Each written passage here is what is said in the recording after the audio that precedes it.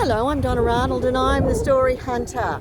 I'm on location in Bulladelah. In Bulladelah, Dungog, Stroud, this region is actually where my ancestors were pioneers, and this is on my maternal side.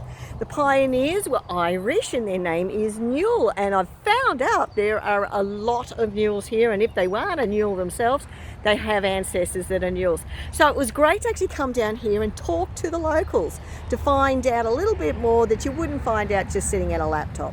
So I came down here, I wanted to experience the countryside where they lived, as much as the old buildings, and get a feel of what it was like. I just love doing that. So anyway, behind me is a board about a lady who wrote about this gorgeous little cottage. There you go, I'll get out of the way and fiddle with the camera. There you go.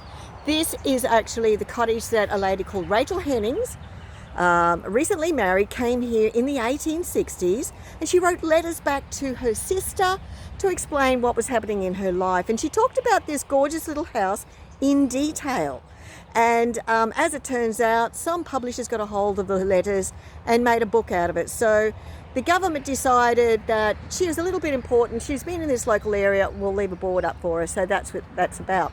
Now, the added bonus to this is, in around 1870, Rachael had long gone. This house was just left empty. And of course, back in those days, there were a lot of squatters. And as it turns out, my ancestors, the next generation after the Newells, were actually squatters. They squatted in this house and they stayed there for about 3 generations. So it was a really interesting story. So Elizabeth Newell is my direct ancestor, and she married a man called Castilla Elizabeth Smythe, who changed his name to Smith.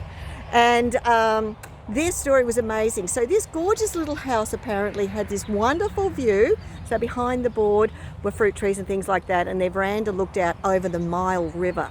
So they could see it flood, but they were way out of the way. It was just a really attractive, pretty little place.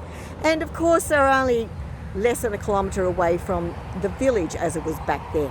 So it's an interesting story, and I'm so glad that I actually talked to a local who told me about this board. Made it so much easier for me to find. So, and as it turns out, that particular local that told me about this is an ancestor, or a descendant, of the Newells. So there you go. We're probably, oh yes, we're cousins of some description, some 5 times, 4 times, or whatever it is.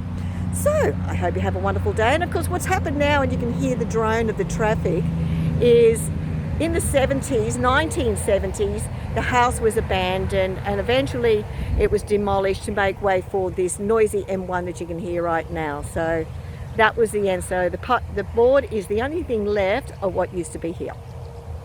Anyway, that's it for me. I hope you have a wonderful day, and I'll catch you next time.